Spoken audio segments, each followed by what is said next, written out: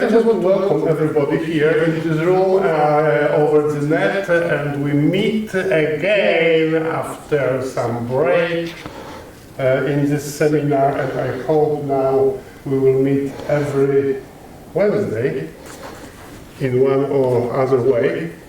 And today Bartosz Walczak will tell us something about the pathwidth for graphs of small trees, right?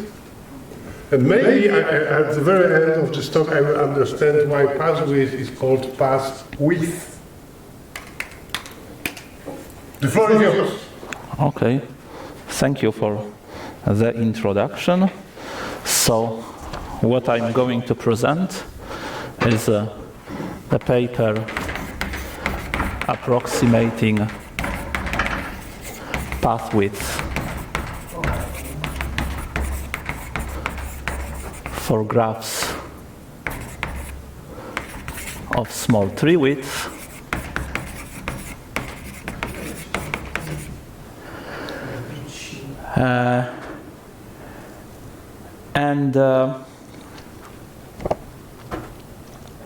This is joint work with Karla Grönland, Gwenaël Joret,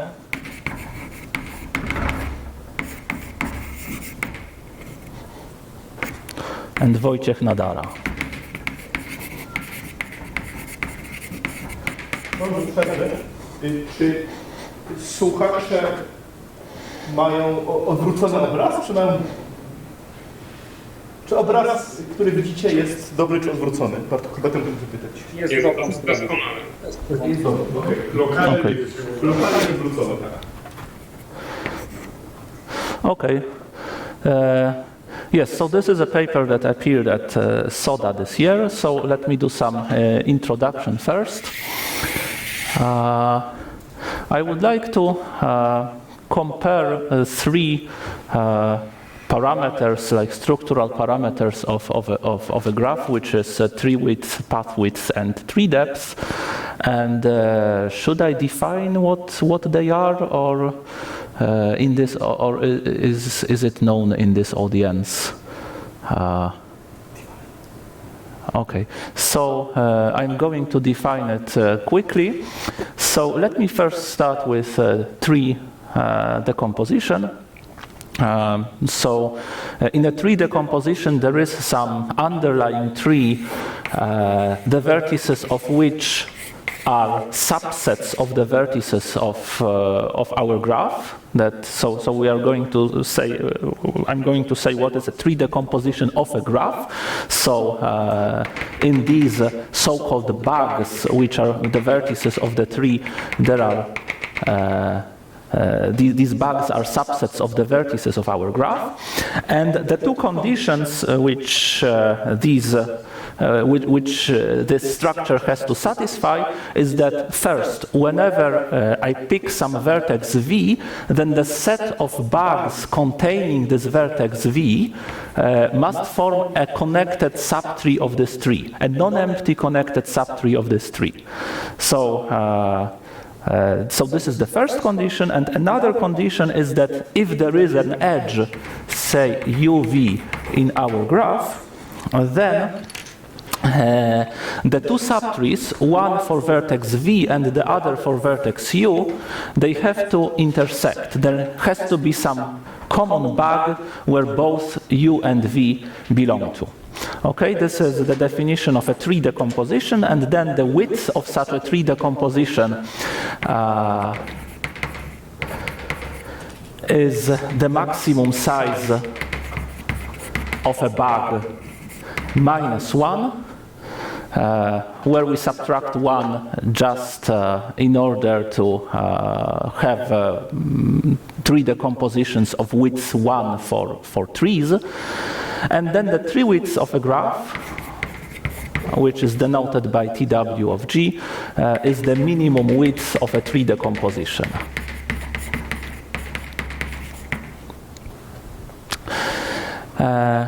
So this is a standard, very well-known parameter of a graph.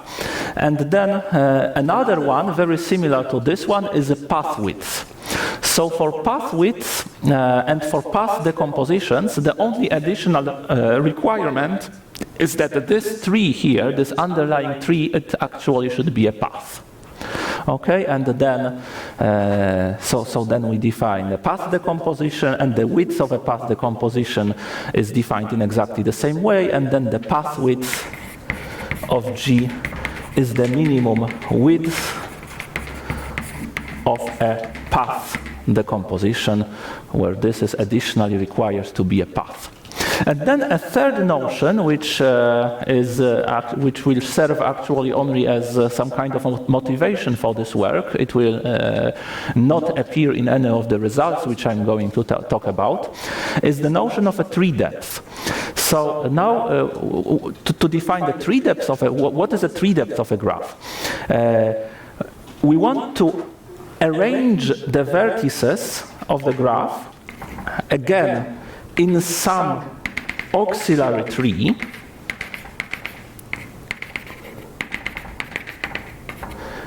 the goal is that the height of this tree, which is counted as the number of vertices, is small. So we want to minimize the height of the tree. And the edges, the actual edges of the graph, because these don't need to be the edges of the graph, but the actual edges of the graph are required to connect vertices which are in an ancestor-descendant relation. So we cannot have edges which go across the tree. Okay, and if we look at all decompositions of this kind and take the one which has minimum height, then this minimum height will be the tree depth of such a graph. So in some sense we can look, this condition is similar to the condition on a depth first search tree, except that these edges of the tree don't need to be the actual edges of the graph. Okay, so this is the tree depth of the graph, is the minimum height of such a tree like here, where the height is computed as the number of vertices in the definition of tree depth. So what we know about these parameters, first there are some relations. So for instance, the Treewidth of G plus 1, it's more convenient to write it this way, just because of this minus 1 here. This is at most the path width plus 1, which is at most the tree depth. Now there is no plus 1 because we count the tree depth as the number of vertices.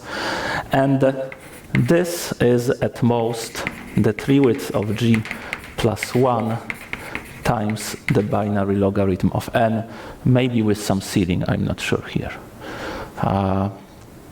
So these are the inequalities that we have. And now these parameters, they are well known to be minor monotone. So whenever we take a minor of a graph, which has some value of any of these parameters, then the minor will have, this parameter for the minor will be at most, will have at most that value that it had for the graph that we started from. So it makes sense to look for some kind of characterizations or properties for classes of graphs which have a large tree width or large values or small values of any of these parameters to try to characterize them in some sense using graph minors. So, for instance, it is a well-known fact that the parameter Treewidth is tied to the width, maybe the size of the largest grid that we can find in G as a minor. Okay, so whenever such a grid exists in G, then the graph has large tree widths, because the tree width of such a grid is at least the length of the side. So also when we find it as a minor, then also the Treewidth needs to be large. And on the other hand, if the Treewidth is large, then there exists, in our graph, there exists a grid as a minor, like a large grid as a minor. And actually here the dependence is polynomial. This is a famous result that that if the Treewidth is at least some polynomial of say S, then we will find a grid S times S as a minor. Okay? We can have a similar characterization for pathwidth by the structure which is just a complete binary tree. So on one hand, the complete binary tree of height h, but now for binary trees somehow inconsequently I'm going to compute the height as the number of edges. Not like this tree here, it has height 3, not height 4. So let's just focus on this definition of height.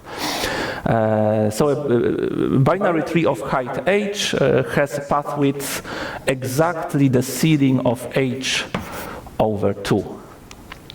Okay, and on the other hand, yes, this is the pathwidth of such a tree. And on the other hand, if the pathwidth is large, then in our graph there exists a minor of such a tree. And because such a tree has degree 3, then minor is actually equivalent to a subdivision. So a minor, it just looks like this, that we can put additional vertices on the edges, maybe not all of the edges. Okay, so it means that whenever graph has large pathwidth, it will contain a tree which looks like this, except that now the dependence is not polynomial, and it cannot be polynomial for a trivial reason. So, for instance, a clique has large pathwidth, like a clique on n vertices has pathwidth n-1. However, if we have only n vertices, then we can fit only a binary tree of height logarithmic in n, just because there are too few vertices. And for the tree depth, this kind of canonical structure, which characterizes a tree depth, is a path. So on one hand, a path has large tree depth, logarithmic in the size of the path, and on the other hand, if the tree depth is large, then our graph will contain a long path. Okay, So going back to this polynomial stuff, here and here this dependence cannot be polynomial.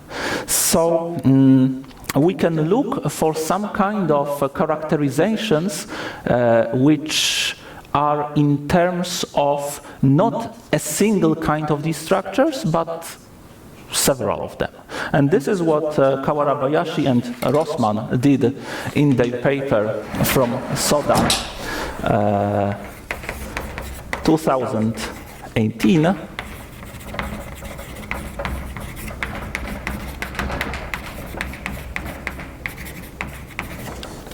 Namely, they proved that if the tree depth is at least k to the power 5th times log squared k, then one of the following holds. Either the tree width is at least k, in which case we will, using the polynomial grid theorem, we will have a grid of size polynomial in k as a minor. Or the second case is that there is a binary tree of height k as a minor. So this tk, by this tk, let's say that this is th, right? This is a binary tree of height h. So we have a tk minor, or we have a path of length 2 to the power k. Okay, so this is just saying that the tree width is large, this is a witness that the path width is large, and this is a witness that the tree depth is at least k. Right? This is the simply witness that this tree depth is at least k. And they also ask the following question. Simply the large tree depth forces long path, but this path would be logarithmic, so it would be log k instead of 2 to the k. Right? I'm not sure what exactly this function here is. Whether this is log k or is it just linear in k? Why not linear in k? Linear. I would say I didn't check that, but I would expect it to be linear. But again, the gap is exponential, right? Because the gap between what you get this way and what you get the other way. So you force a path, but this is really long path. Okay. Yes, this is a really long path. This is the path which actually witnesses tree depth k, where the k is a polynomial in this bound, like. And they also ask this question. Is it true for an appropriately chosen constant c that if the path width is at least k to the power c, so some polynomial in k, then the tree width is at least k, or we have a tk minor? So now there is no third option because we are bounding the path width, so it doesn't make sense to have this third option because the path has just path width 1, right? And our result is that this is indeed true. So our result is that if path width is, let me use two different parameters here, h and t, then the tree width is at least t, or we have a th minor. So basically we have confirmed this with a constant c equal to 2, and this 2 is best possible. It's not difficult to construct an example where we cannot go below 2. Okay, but then there is another interesting paper from ESA 2019 by Czerwiński, Nadara, and Marcin Filipczuk.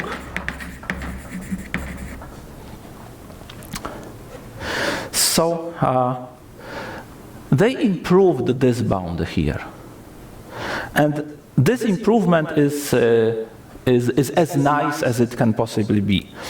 So they proved that if tree depth is at least, say, L times H times T, so we have three different parameters, then the tree width is at least T, or there is a TH minor, or there is a path of length 2 to the power L. And so now here is an open question, which is good to ask once we are at this point. Namely, if we look at this result and we look at this result, then it is natural to ask whether the following holds.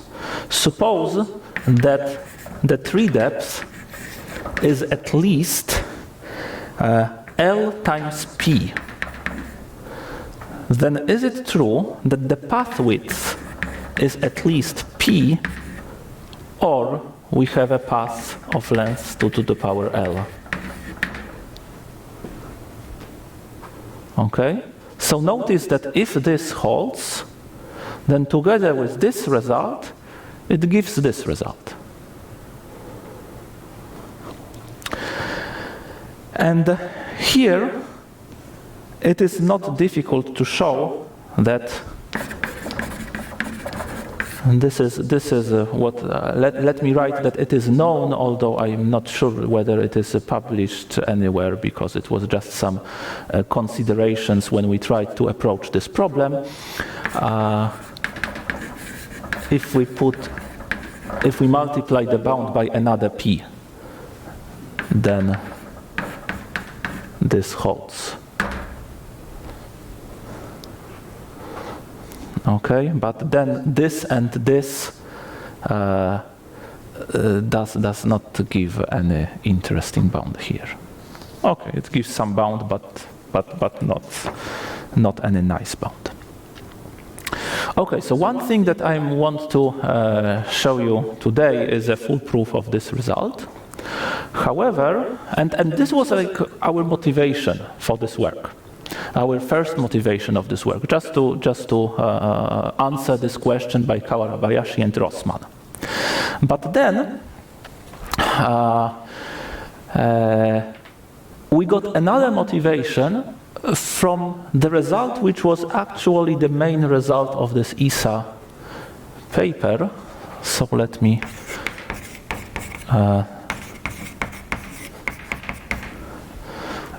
write another result which is in that paper.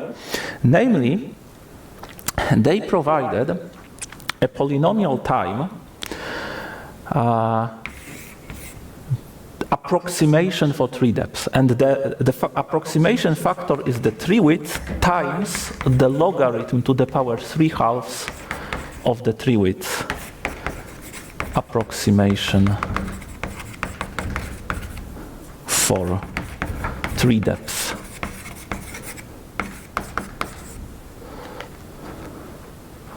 Okay, so in this result, what it means, we are given some graph on the input. We don't know the tree depth of that graph, but the algorithm, this will give a polynomial time algorithm which constructs a tree depth decomposition, so that the decomposition like this here, which is at most by this factor worse than the optimal one. Okay? And so another result in this vein is a very, nowadays, a classical result from Stock 2005 by Feige, Hajiakhai, and Lee. So they provided approximation for tree width, and this is an approximation with the factor logarithm, square root logarithm tree width. Approximation for tree width.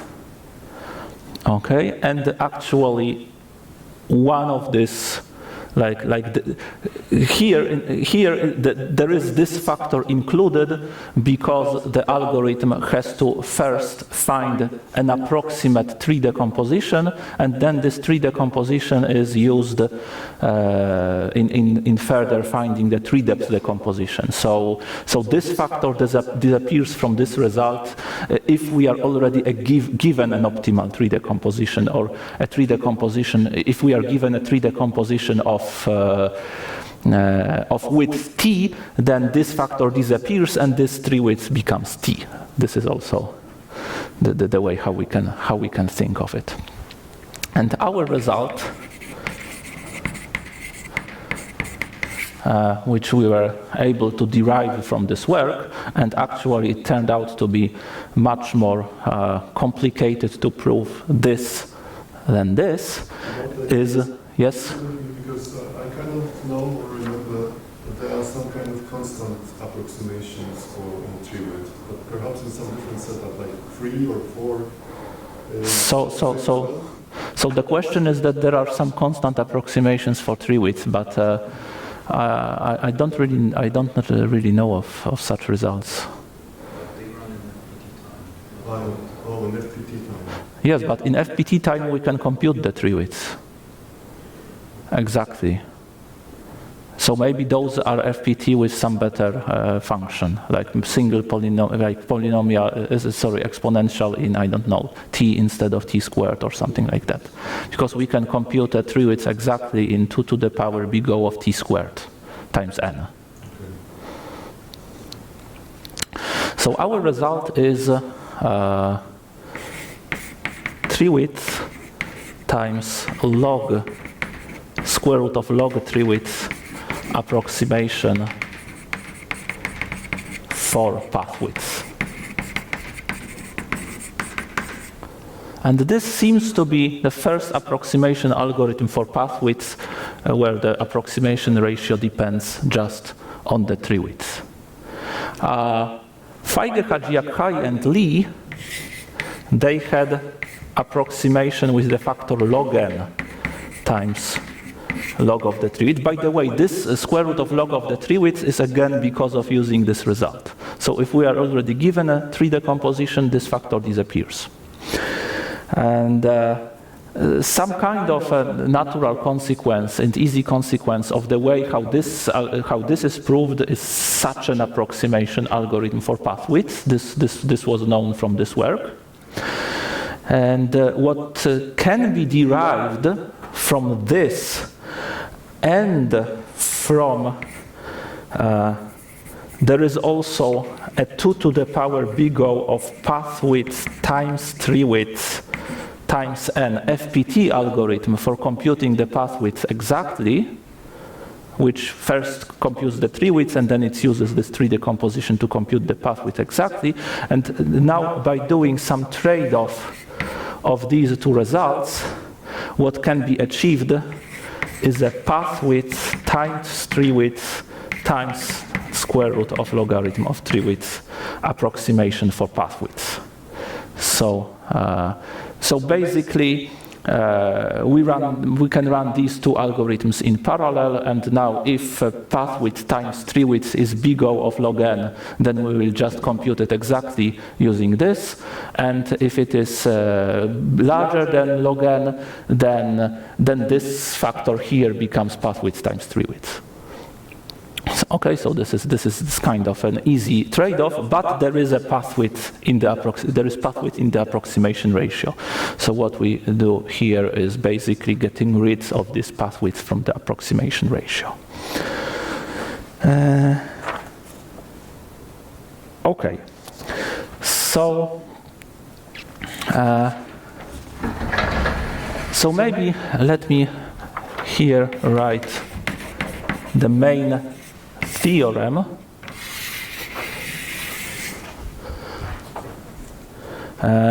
what I'm actually going to prove, and let me formulate it in a way which I would like it to be formulated. So for every graph G with treewidth at most t minus 1, there is a natural number h with the following two properties. The first property is that the pathwidth of G is at most t times h plus 1, and second, G has something that I want to call an H witness. I will define in a moment what an H witness is. This is some kind of a stronger witness of large pathwidth than this TH minor. But actually an H witness implies TH minor. But it is stronger, and the fact that it is stronger has two nice consequences. So first of all, this H witness has actually it has pathwidth H, not H over 2, but H. And second, it has nicer inductive structure, which allows us to prove this theorem using induction. Whereas if we think about just these minors, then it didn't go through. Like we were not able to apply any sensible induction. And okay. And moreover, so this is what I'm going to prove. And for the later part, I'm going to show you some ideas how it looks. Moreover, they can be computed in polynomial time.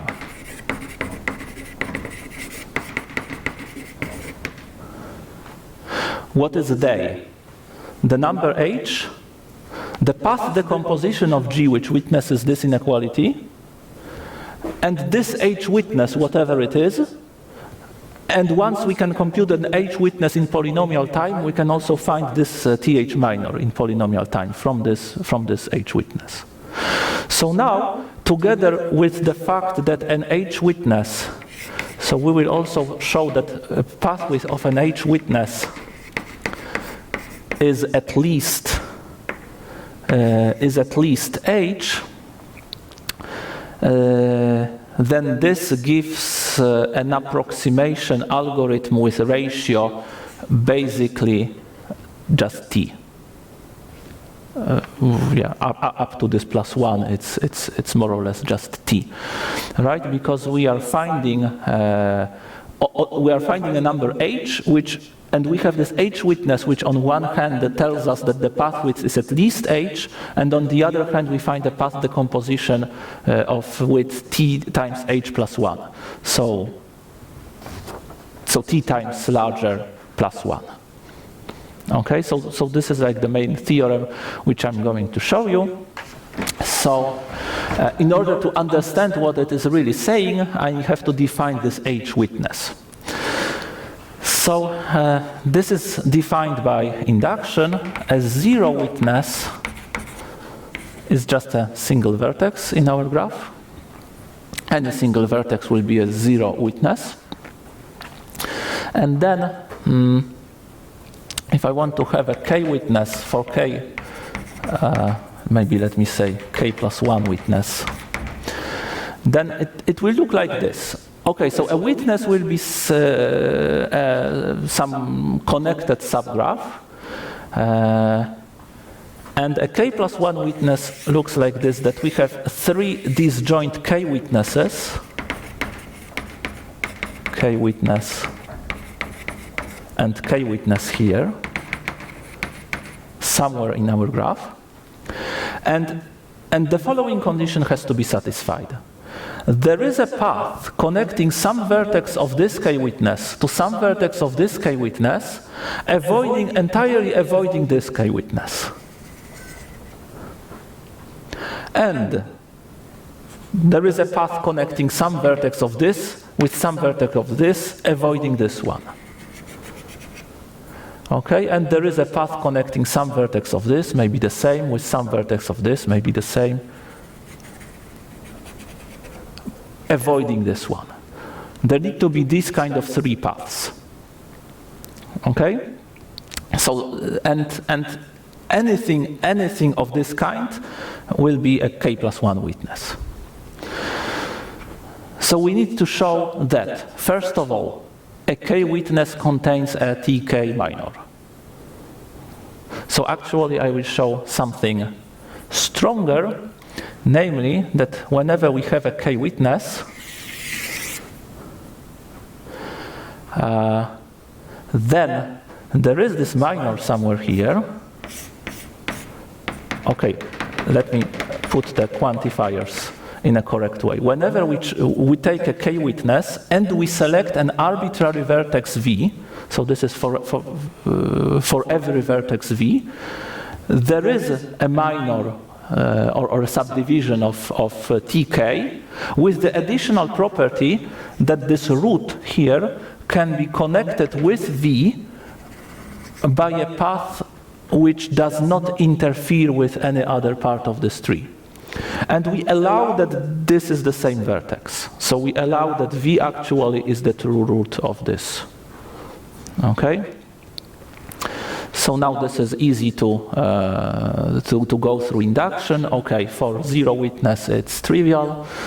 And if we want to go through this, then okay, let's say that we have these 3 witnesses, and let's say that our vertex v is somewhere here.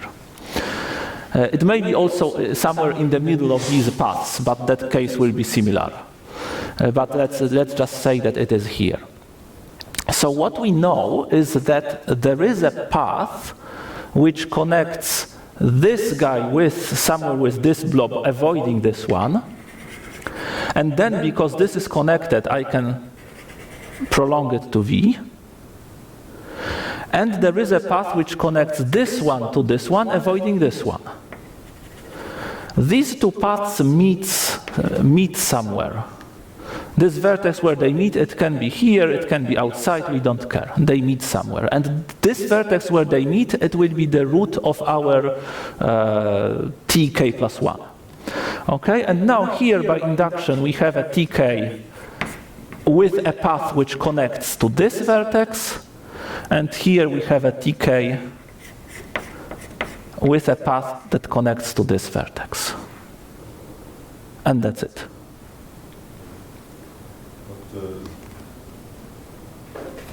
Okay, I chose an arbitrary vertex v, and I showed that there is this, that I can find this this tk plus 1 witness with this additional path that goes to v.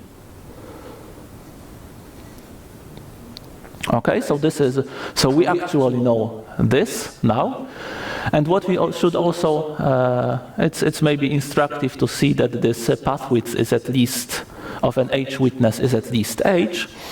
So this follows again by induction, and let me just show the induction step. So if we have a k plus 1 witness like this, then we know by induction that the pathwidth of this is at least k, pathwidth of this is at least k, and pathwidth of this is at least k.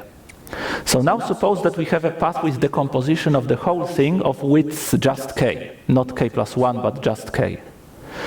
Then there has to be a bug. Like if we restrict this path decomposition just to these vertices, then still there will be a bug taken only from here, which has size k. And there will be a bug taken using only these vertices, which has size k, and the bug using only these vertices, which has size k. Right? So there will be somewhere in our tree decomposition, there will be a bug consisting just of the vertices from here, just of the vertices from here, and maybe somewhere here, the bug consisting just of the vertices from here. And they will come in some order, but one of them will be in the middle. And then if we remove this, the condition is saying that there should be a path connecting this one to this one, but avoiding this one. But if we remove that bug, we disconnect these two parts. So such a path cannot exist. Okay, so so in some sense we are showing that this bug has to contain at least one more vertex, which will be some vertex of this path connecting, actually connecting to one of these vertices which are here, to one of these vertices which are here. Okay, so this is what a witness looks like. Then, as an additional tool to prove this theorem, let me show you an inductive way how we construct these path decompositions. Okay, so how we extend the path decomposition, extending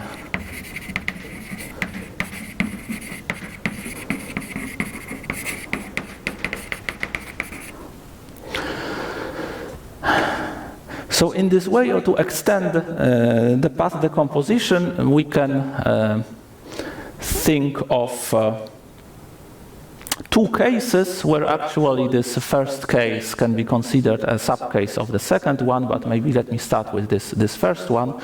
So suppose that I'm now looking at the tree decomposition. So in the tree decomposition we have these bugs somewhere here.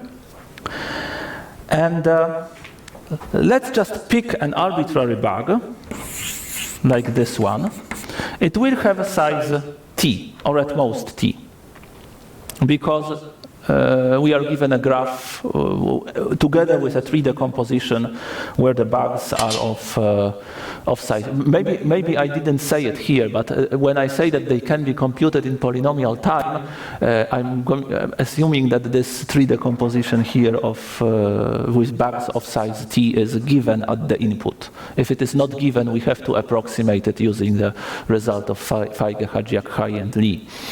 Okay, but anyway, if we remove the vertices of this bug here, then the graph splits into some connected components, and each of these connected components, like the bugs where the vertices appear, they will be fully contained in one of these subtrees here.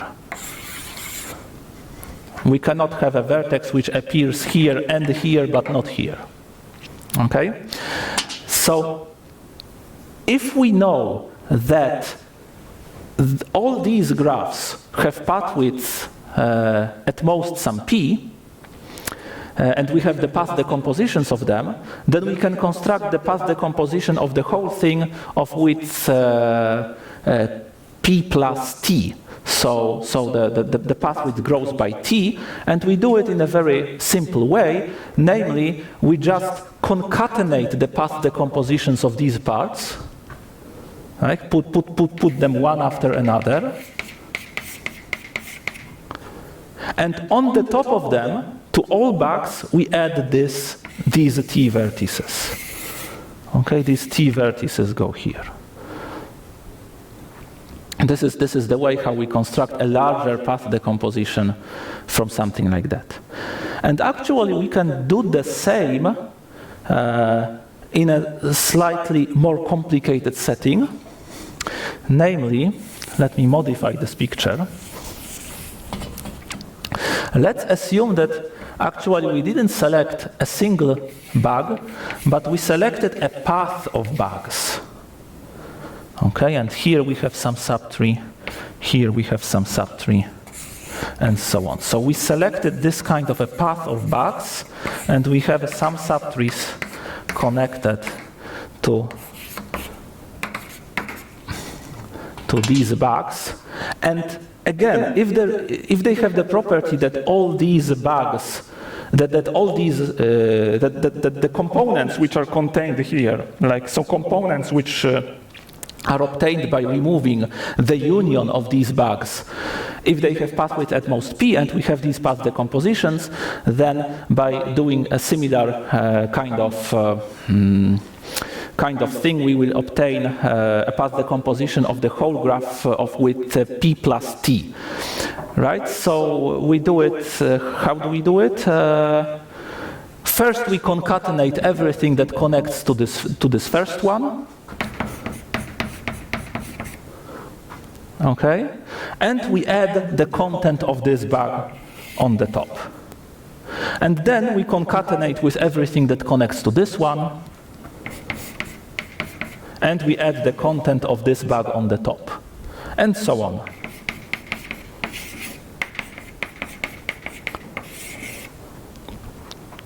And this will be a correct path decomposition of the entire graph. It is not difficult to convince yourself that this is a correct path decomposition of the entire graph, because like an edge which is witnessed in any of these parts, it will be still witnessed here, and an edge which is witnessed in one of these bugs, it will be witnessed in these parts that we added on top. Okay, so this is the way how we extend path decompositions. So now I'm going to turn here.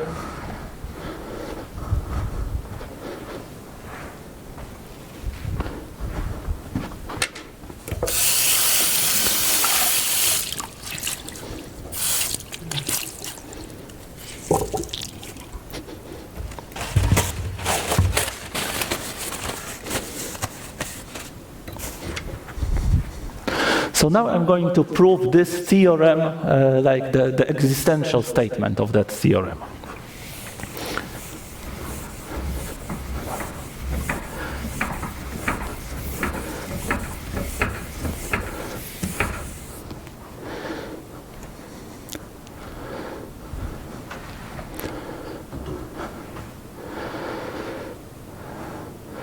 So here is how the proof works. We are given this tree decomposition of our graph G. The proof goes by induction, and we can set up the induction, for instance, that this is an induction on the size of the graph, or the induction of the size of the tree decomposition. It doesn't really matter. On induction on H, like any sensible induction will work here. What I want to define, in order to tell you what the proof looks like, I want to define something that, let me call it a full subtree. What a full subtree is. So suppose that I select some edge in the tree decomposition and direct it this way. Then the full subtree in this tree decomposition, okay, it will be the subtree that this edge points to. But for this full subtree S, I want to look at a specific graph defined on that subtree. Let me call it G sub S. This is the induced, the subgraph of G, induced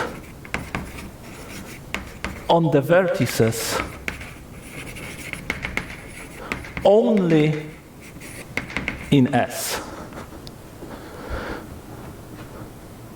Which means that, okay, either I take all the vertices and remove all the vertices which are on the other side, or I take the union of S and remove the content of this bag. Okay, so this, I want to look at the subgraph induced on the vertices which appear in these bags but not in any of these bags. So in particular not in this one. Okay, this is going to be GS.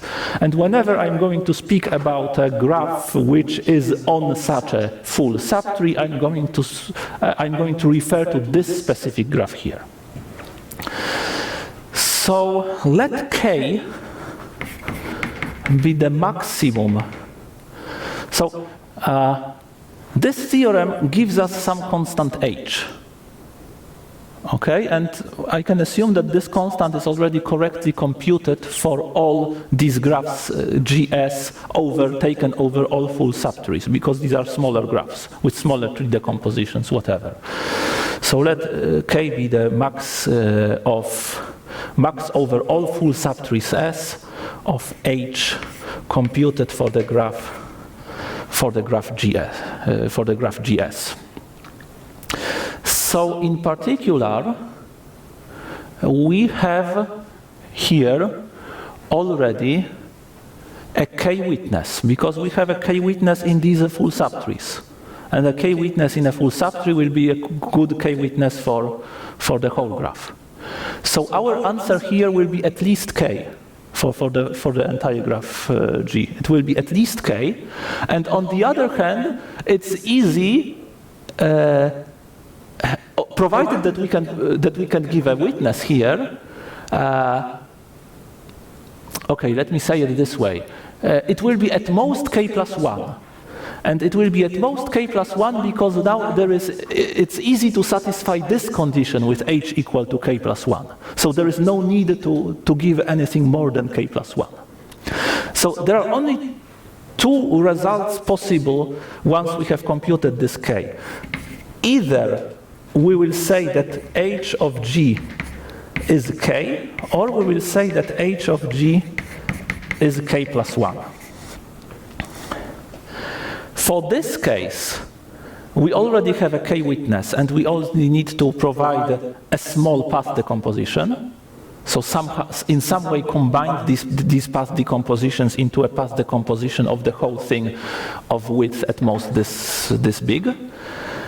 And here, it turns out that we just need to construct a K plus 1 witness, because it's easy to construct a path decomposition of width t times K plus 1 plus 1.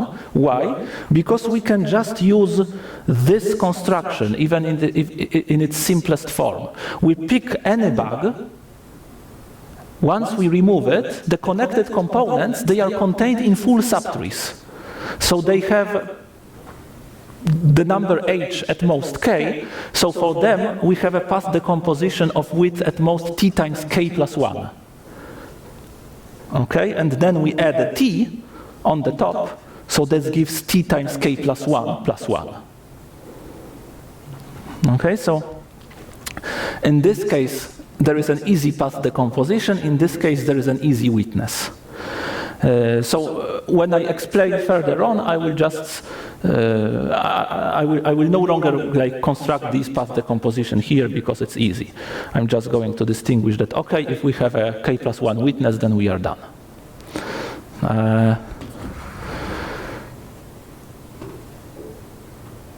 Okay, so now I'm going to look at the full subtrees which realize this bound here.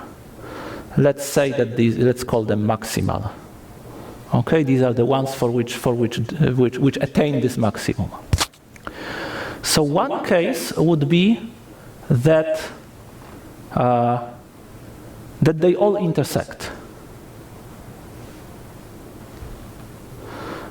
So these maximal ones, for these maximal ones, there is some bug in the tree decomposition such that all of them have this bug in common.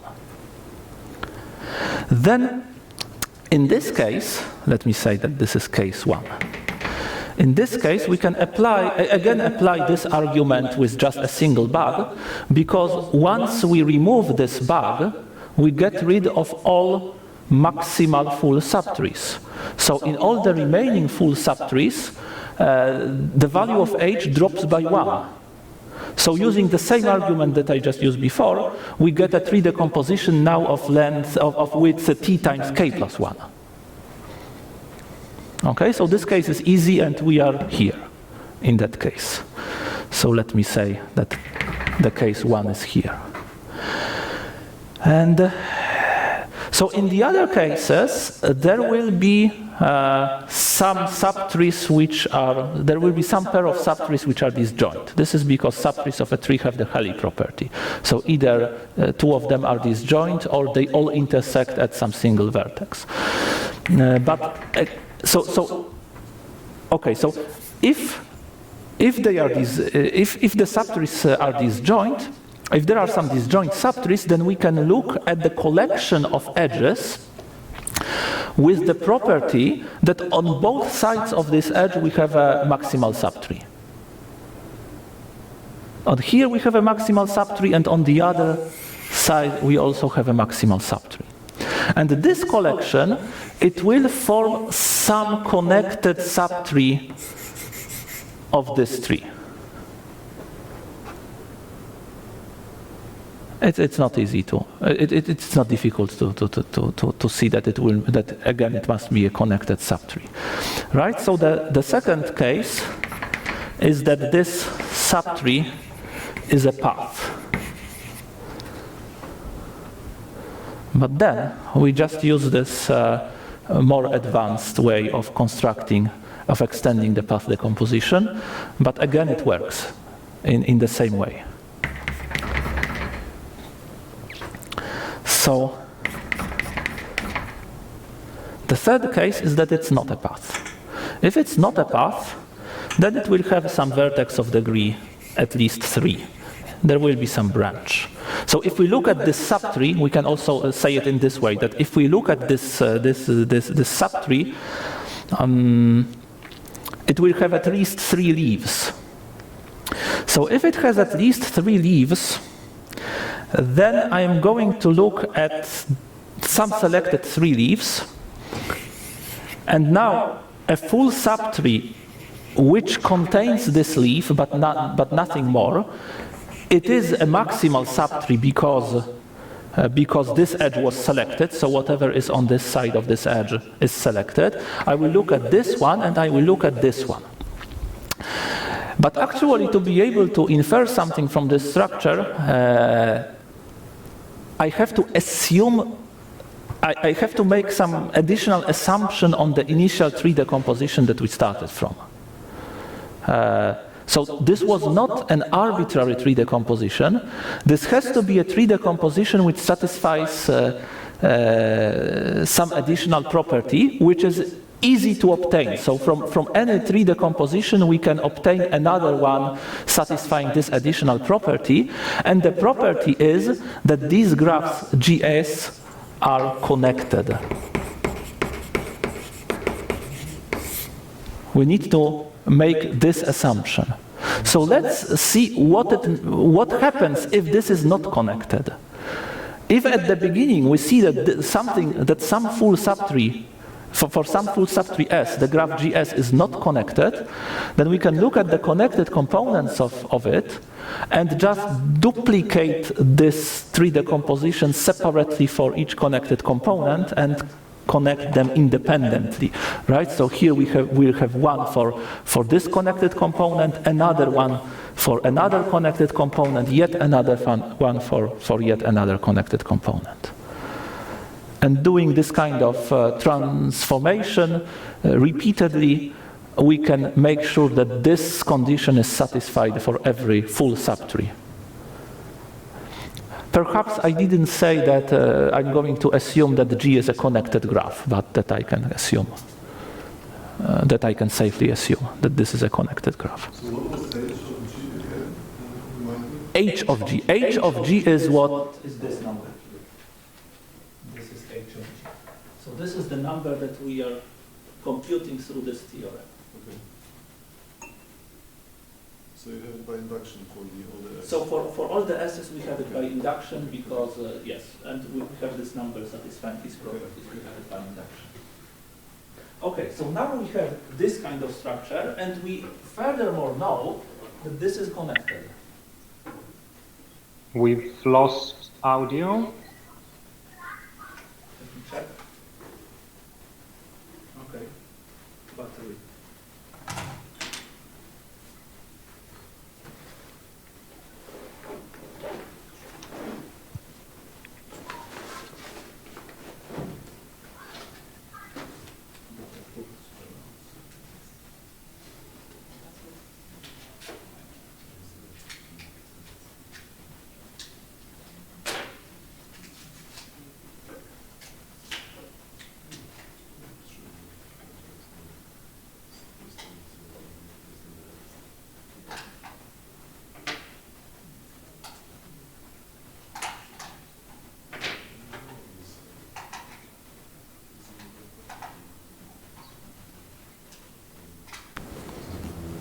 Can you hear me again? Yes. Okay, good.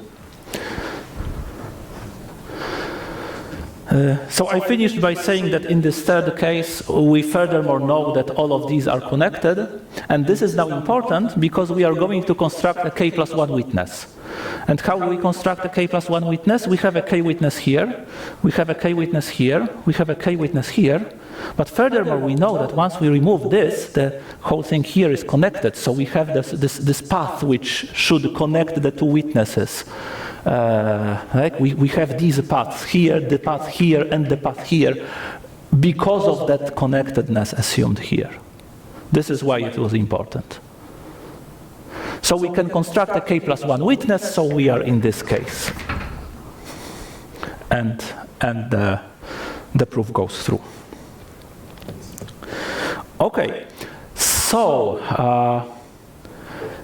if we try to algorithmize this reasoning, then there is a problem. The problem is that it actually, we would need to compute, if we do this kind of recursion and finding this core subtree here and so on, then basically we are going to, we will need to compute these values h of gs for all connected subtrees of our initial tree decomposition. So there may be exponentially many of them. Right, because okay, if we do it like on the outermost step, then we just look at the full subtrees. But then if we recurse just on this subtree, then there will be more subtrees here, which are no longer full subtrees in the original graph. So we end up computing this number for all subtrees, and this is too much. So if we try to algorithmize this, so this is what I want to show you. How to do it now, the things complicate quite significantly. So the basic idea is simple, just to do some dynamic programming with respect to the tree decomposition. So now I'm going to make the tree decomposition rooted. So there will be like a parent and children in the tree decomposition. And I will want to do some kind of bottom-up approach in the tree decomposition. then in this kind of a rooted tree decomposition, I'm going to assume the same kind of condition on connectedness of full subtrees, but now full subtrees will be in the rooted sense, considered in the rooted sense. So just so whenever we have this rooted tree, a full subtree will be that we take some node here and look at all nodes which are under this one. Okay, this will be a full subtree, and the graphs GS induced on these kind of subtrees, they are assumed to be connected. But I'm not going to assume that the other way, the graph induced on everything here is connected. And the reason is that, okay, if I'm going to recurse here, then a full subtree of this full subtree is again a full subtree of the original one. So by this kind of transitivity, we already know that it will satisfy this condition. But now if I look up here, then the other full subtree in the unrooted sense is some arbitrary subtree of this one. Maybe not arbitrary, but some kind of not nice subtree. And we don't want to have conditions on this kind of thing for our initial tree decomposition. Okay, so we will lose this connectedness for those full subtrees in the unrooted sense, but going towards the parent. And this will have some important consequences and make some complications in the algorithm. Anyway, the argument is going to work by, in general, by the bottom-up dynamic programming with respect to this rooted tree decomposition. So let me just assume that the subproblems for which we are computing is just the whole graph. If it is not, then I'm going just to restrict to the part of the tree decomposition here and the graph GS on that part of the tree decomposition, but let's just assume that it is a full graph. And let's assume that we have already computed this stuff for GS for every full subtree. So basically for every node other than the root node, if we look at the subtree rooted at that node, then we already have H of the subtree rooted at that node. We have it computed, and we have computed a path decomposition, and we have computed an H witness. Okay?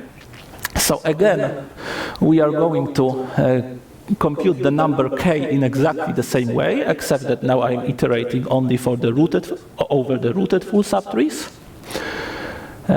So k is just, let me maybe write it again, max s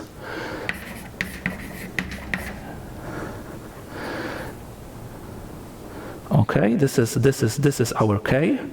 So this is like max over all nodes except the root node. And we will maintain the property that if we look, maybe I didn't say it here, I should have said it here, but this function h, it becomes in a monotone fashion with respect to these subtrees. So if one subtree contains another subtree, that this h computed for the smaller subtree will be at most the h computed for the larger subtree. This is how it behaves. This is some kind of invariant which is maintained by this procedure. So if we look at the nodes for which we obtained this specific value of k, then these nodes will form some subtree of this tree connecting the root. Okay, the root is not included here, but we can artificially add the root, and that it will be a connected subtree, and which contains the root. Okay, and I'm going to look at the leaves of this subtree. These leaves, let's say that they form set, let's call this set Z. So let me now go through some easy cases. There will be, the easy case is that Z has just one vertex.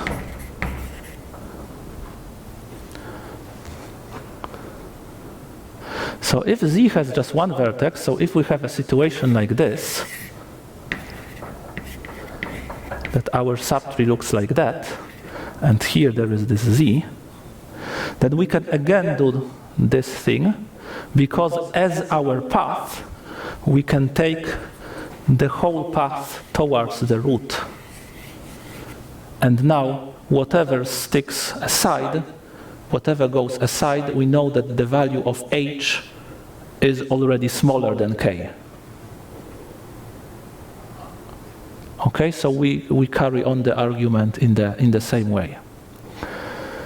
So again, in that case, maybe I should say it here.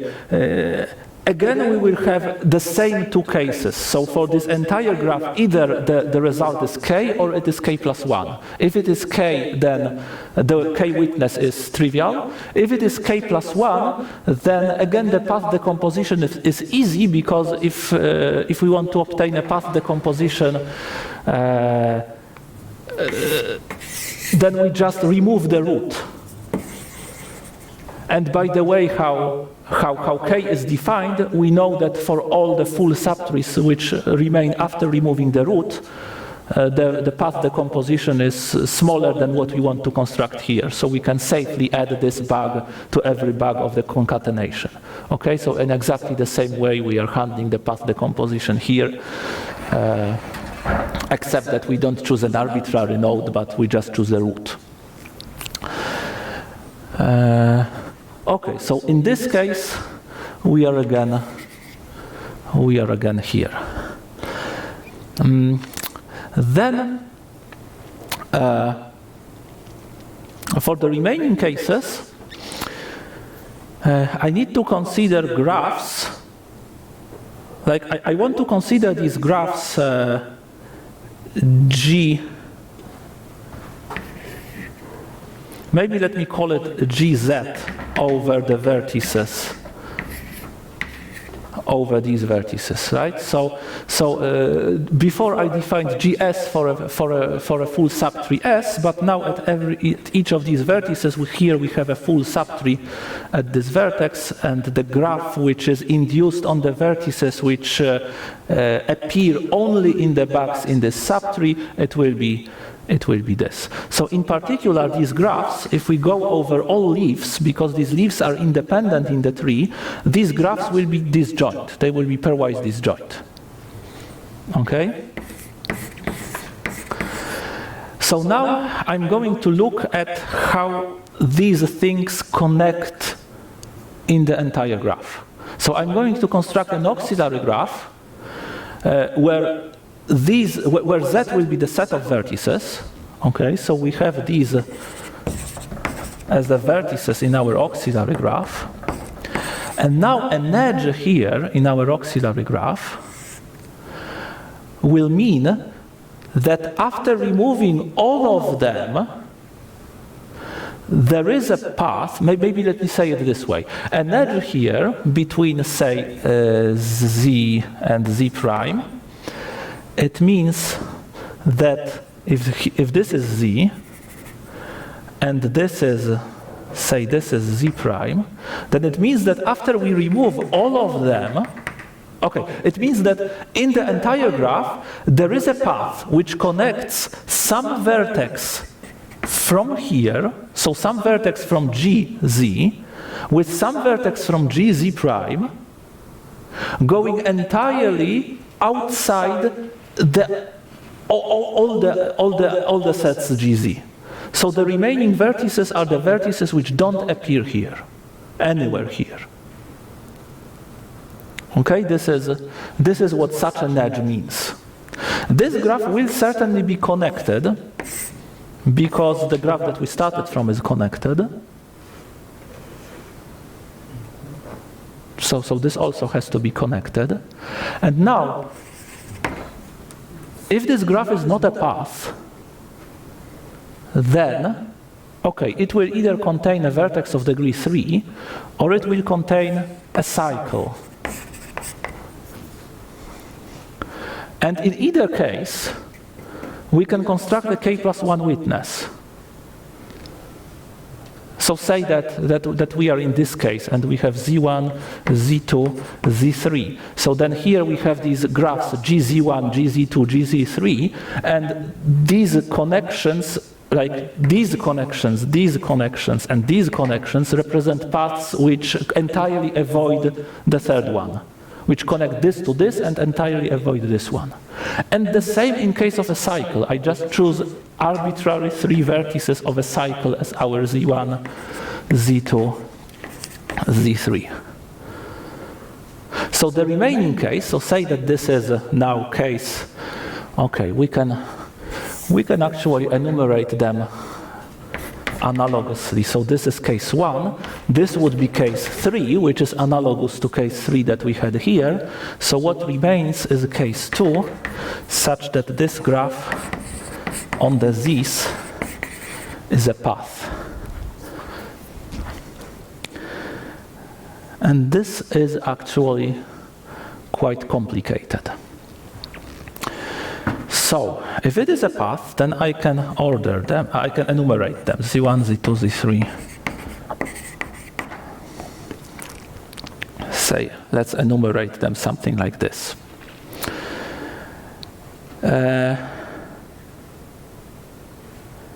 So now, let me define the set of vertices which don't appear anywhere here. So U, let it be the vertices of G minus the union over all Z, the vertices of GZ. So these are all the vertices which don't appear anywhere here. So these are the vertices that are allowed to be internal vertices witnessing these paths. Okay, and now the observation is that this set, let's look at some connected components of what is induced on this set. Then this connected component will be connected to some of the GZs, but not arbitrary of them. It will be connected either to one of them or to 2 of them which are consecutive in this order.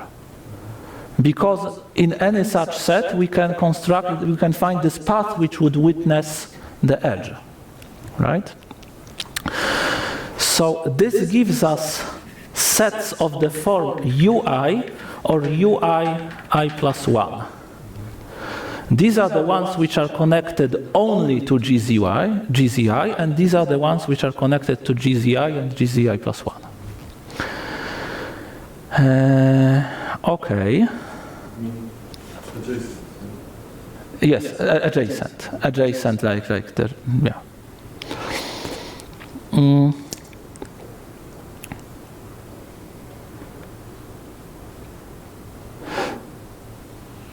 So now, here is how I'm going to construct the tree decomposition. It will be, let me draw it here.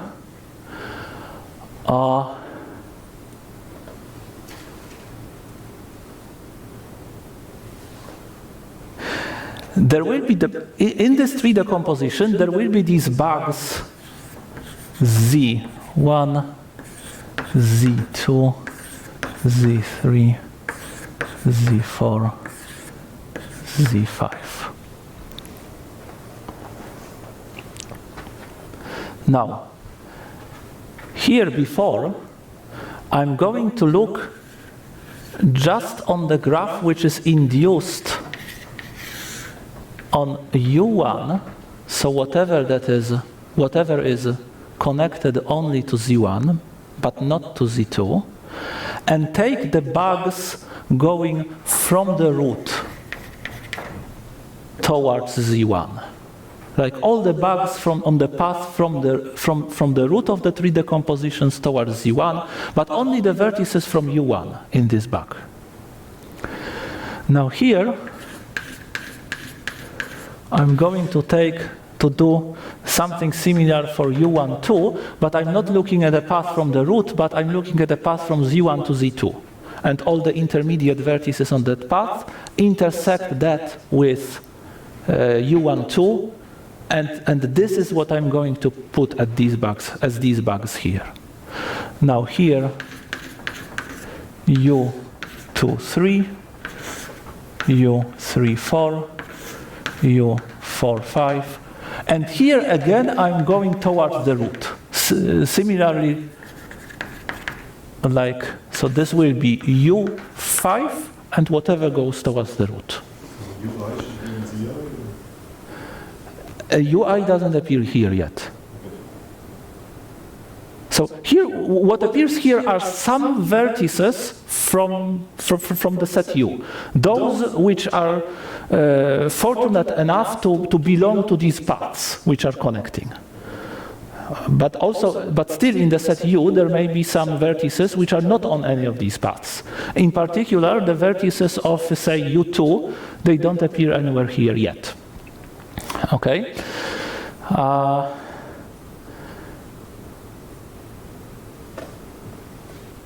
So let's see how I want to connect, how I want to include this other stuff in our path decomposition. So let's start with U1. What are the remaining parts of U1 that I want to include? It's very similar to what we see here. The remaining parts of U1 that we want to include, they will be just full subtrees, which are aside this path going to the root. And there will be indeed full subtrees by this condition that full subtrees are connected. So each full subtree which is like aside, it has to be contained entirely in one of these sets, U something. So here we have no problem, because when we are looking at whatever is induced on U1, we can restrict our tree decomposition to U1 and our graph to U1. Then we have just a single path in that tree decomposition, and we use this argument here to add the remaining bugs. So we turn this sequence of bugs into a larger sequence of bugs according to this procedure, incorporating the entire set U1.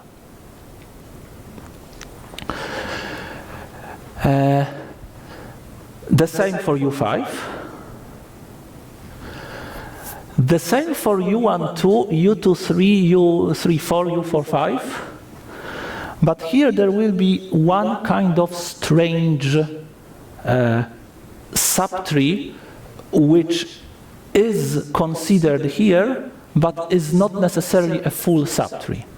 Namely, if we look at a path, say, which goes from Zi to Zi plus 1, this path in the tree decomposition goes up, and at some point it starts going down. And there will be one subtree which is considered here, which is not a full subtree in our sense. This is the subtree which is here towards the root. And actually what is induced here, we don't even know whether it is connected. We don't have such a condition. We don't know whether it is connected. So, and the remaining stuff that is connected here, there will be full subtrees. So for them, we know that we have smaller path decomposition. They are okay. These ones are problematic. So there are two cases. One case is that actually the value of h for this graph is at most k, and the other one is that it is at least k plus 1. But to know which of these cases holds, we need to make a recursive call also on this subgraph. So we are not going just to use the subproblems which are down in the tree decomposition, but we will also have some kind of strange subproblems which look like this. And like the key idea of the key thing is that it will not blow up the total number of subproblems. But I will tell you in a moment why this will not blow up the total number of subproblems. But let me first say what happens here. So if this has if the value of h on this kind of subtree is again at most k, then nothing changes, and we can also incorporate this subtree. But if it is at least k plus 1, then we know that we have a k plus, that we, no, sorry. If it is either at most k minus 1, because for these side subtrees it was k minus 1, or it is at least k. If it's k minus 1, there is no problem. If it is at least k, then we know that we have a k witness here.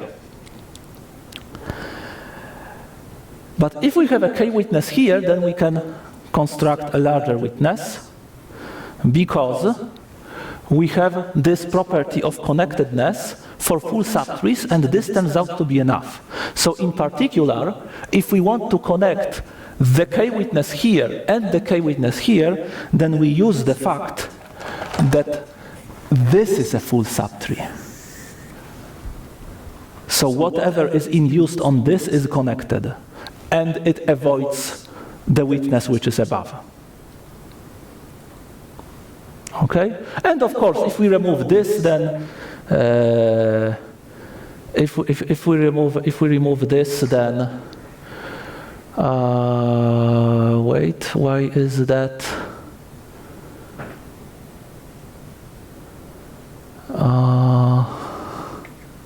Somehow I got lost for a moment.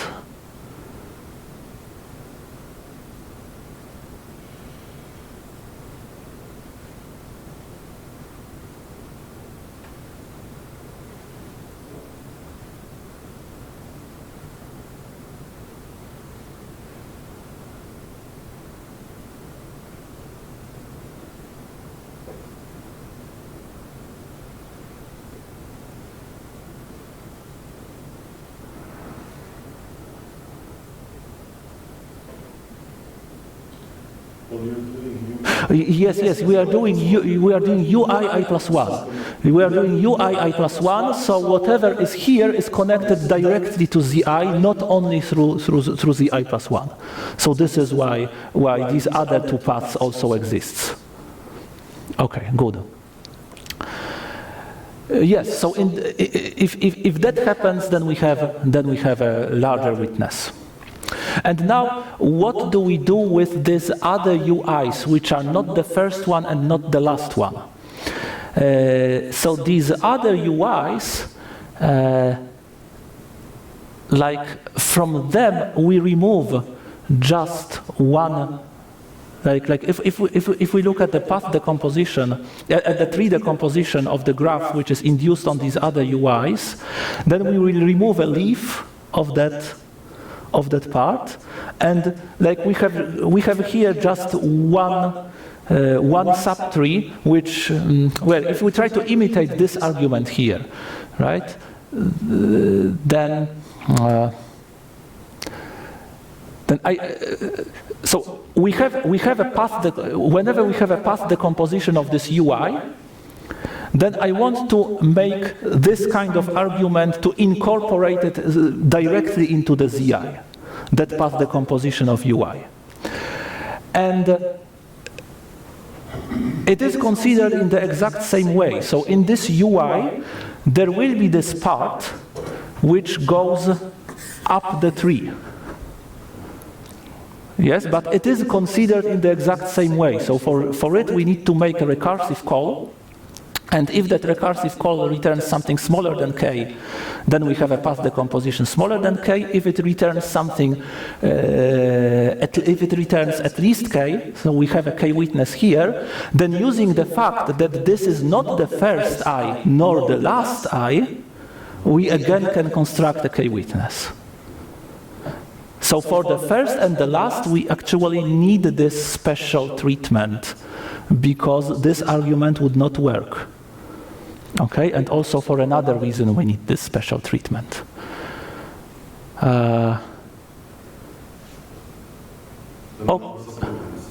Okay, so the number of subproblems, but there is, before we go to the number of subproblems, there is one more twist which is necessary, and actually it adds another parameter to the subproblem.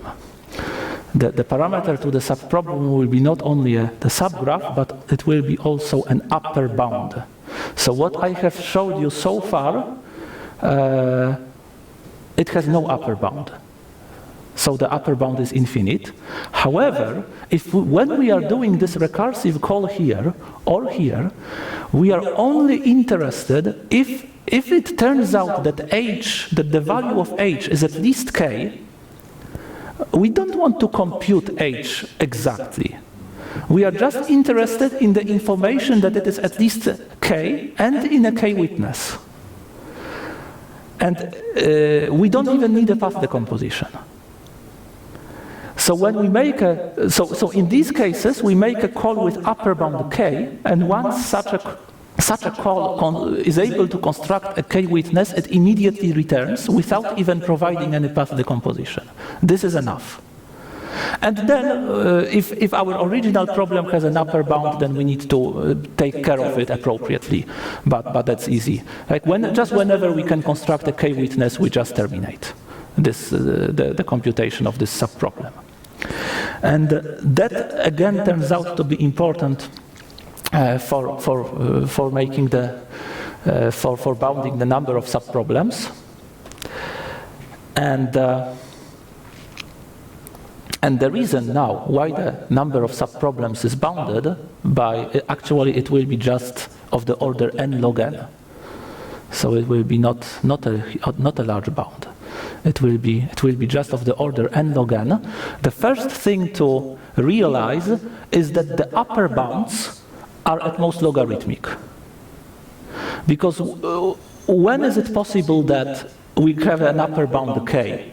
We already need to have a k witness. But the k witness as a subgraph, it has exponential size. It has size at least 3 to the power k. So the value of k which appears in this argument will be logarithmic in the total number of vertices in terms of n. Yes, so the upper bound, like there will be calls with no upper bound, and then those with actually have some upper bound, there will be only a logarithmically many values of the upper bound. And then, to bound the number of subproblems, we need to, I'm going to add a kind of one more step to this algorithm here, which is performed only when we consider this case number 2, and which is used only for the analysis. So this step does not make any change in how the algorithm executes. Namely, I want to put some marks on the vertices. So whenever we did this step with these specific bugs, with that specific value of k, then I'm going to look at the vertices which are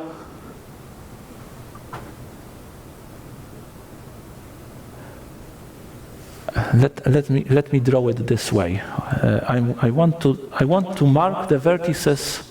I want to draw the vertices which will get marked. So this means that I'm marking the vertices which belong to the bug Z1, but not those vertices which belong to G of Z1. So those vertices which also appear higher in the higher bugs. Those are those which I'm going to mark here. Then I'm going to mark all these, then again the same here, all these, again the same here, all these, the same here, all these, and the same here. I'm not going to mark these, and I'm not going to mark these. And the mark is k, so they are labeled k. All these vertices got a label k. And one thing that needs to be proved to get the bound on the number of subproblems is that a single vertex can only get it may get marks in several subproblems, because, for instance, if we do such a subproblem, then we can have these guys connected, but they are connected also in some smaller subproblem. So in that case, those vertices will get marks when this problem is considered and when this subproblem is considered. But every time a vertex gets a mark, it will be always the same mark. So it's not possible for a vertex in different subproblems to get two different marks. So the mark will be, the marks will partition the vertex set in some sense. And now I'm able to characterize, to exactly characterize the set, maybe not to characterize the set of all those which will be considered, but the set which contains all graphs for which the recursive calls will be made. So we take all the vertices of G and remove from them the union of marks starting from some mark to the highest one. So let me write it this way: k starting from some k star to infinity, but that will be just a bounded union which goes through all possible log n marks of these vertices which got mark k. So and now we look at, maybe let me write it this way. This is already an induced subgraph of the vertices which did not get a mark at least k star. And in the original tree decomposition, we are going to restrict the bugs just to this set and look at the full subtrees of that thing. And if we iterate over all possible k stars, then these will be the only subproblems for which this algorithm can be called. So in particular, for a fixed k star, there is linearly many of them, because for a fixed k star, we just remove the vertices which have marked at least k stars, so we obtain a fixed subgraph. And then if we look at the full subtrees of that, there will be linearly many subgraphs. Okay, actually what I should say is that for these subgraphs which we are going to consider, we need, for our recursive calls, we also need a tree decomposition of each of these subgraphs, for which we make a recursive call. And what is needed here is that this tree decomposition is obtained in some canonical way from the initial tree decomposition, and that canonical way is just that we restrict to the subgraph, we restrict our original tree decomposition to the subgraph, and we do this, after restricting, we do this transformation which makes sure that the subtrees are connected, that the full subtrees are connected. Okay? So here, we again do the same. We restrict our tree decomposition to this subgraph. After that, we make sure that the subtrees are connected. Or maybe we even restrict to a connected component of this graph. After that, we make sure that the subtrees are connected. And we look at the family of all full subtrees, and this will be linearly many of them, which can be subproblems for that choice of k star, and then if we take a union of k star, it will be at most n log n of them. This is yes, this is more or less how it goes. And maybe to finish, to give you some, I'm not sure whether this will give you some intuition, but let me maybe show you some kind of problem that needs to be dealt with when we prove this stuff, that these are the only subproblems which are to be considered. So just to give you some ideas what the problems, what the issues what issues can arise here. So let's look at this situation when we have like a full tree and then a tree and then some full subtree here. And here we have some two leaves, So this is one of our z's, say z1. This is another of our z's, say z2. Then here there is this connection which we put in the middle, and those vertices will be marked. And here there is this connection to the root. Those vertices are not marked. And here there is a connection to the root. Those vertices will not be marked. And then, if here there is some z3, so this may be a part. If the k for this problem is the same as the k for this problem, that this may be, for instance, an initial part of the path which we have for z3. But now, if we look at the actual connection between z2 and z3, then it may be just part of that. It goes to z3, and the other part of it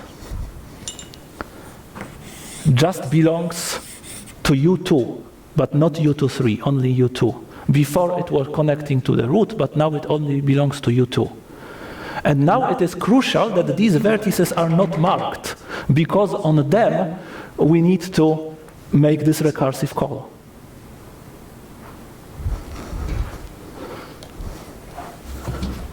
Okay, this is it. Thank you.